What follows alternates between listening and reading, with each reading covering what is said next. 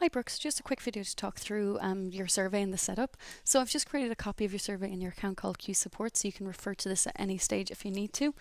Um, so I'm having a look at your survey and I see the question here, which is which immersion days did you attend? So basically you have questions for day 1, day 2 and day 3. So if they attend day 1 and 2, you want them to see the questions for day 1 and 2, days 1 and 3, obviously questions for 1 and 3, and day 3 just questions for 3.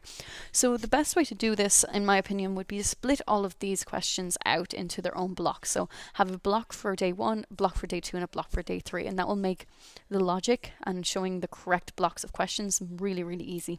So I see you have down here a block just for question, or just for day 3 on its own already. So we're just going to do the same for day 2. So I'm just going to add a block.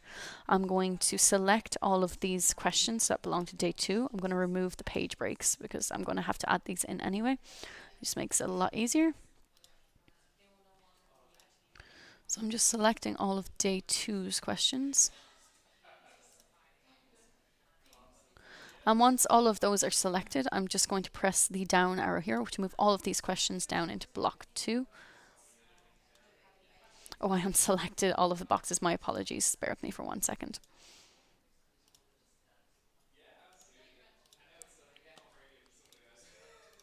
Okay, so now all of these are selected, so I press the down arrow, and that has moved them all into my my block here. So I'm just going to call this day 2. And I can leave day 1 in its own block as long as everyone actually sees this, sees day 1. If everyone doesn't see day 1, I would recommend putting all of day 1 into their own block as well.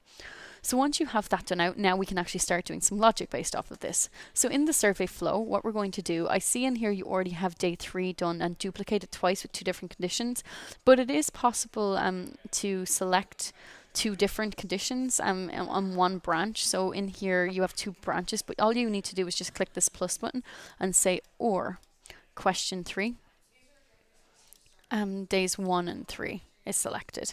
So now this is doing the same job of the second branch. So I'm just going to click remove that, and then we just need to do one more branch for day 2 and say question